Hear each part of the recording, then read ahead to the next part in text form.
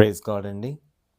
మనందరికీ తెలిసినట్టుగా పాలలో మనం కుంకుమ వేసినప్పుడు ఏమవుతుంది?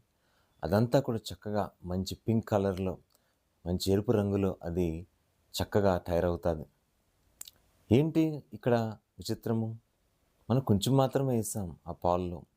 కానీ ఆ పాలంతా కూడా చక్కటి రంగులో, చక్కటి అందమైన ఎరుపు రంగులో ఎందుకు మారుతుంది అంటే, మన జీవితాల్లో కూడా మన హృదయంలో దేవుని వాక్యాన్ని మనం అలా విత్తినప్పుడు, దేవుని వాక్యాన్ని మనం వేసుకొని, మనం ప్రతిరోజు ఆ వాక్యాన్ని ధ్యానించినప్పుడు, ప్రతిరోజు వాక్యాన్ని జాగ్రత్తగా మనం పాటించినప్పుడు, మన జీవితం కూడా సంతోషంగా, మరి అందముగా మారుతుంది. అంటే దేవుని వాక్యం ద్వారా మన జీవితము మంచిగా మారుతుంది.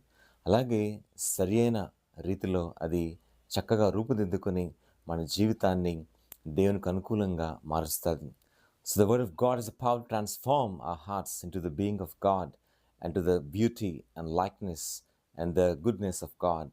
ఆ రీతిగా మన జీవితాన్ని దేవుని వాక్యం ద్వారా మనం మార్చుకోవాలి అని ఇష్టపడినప్పుడు దేవుని వాక్యం మన జీవితాన్ని ఎంతో అద్భుతంగా మార్చి మన జీవితాలని ప్రశాంతతతో, సంతోషముతో స్థిరపరిచి నింపుతాదండి.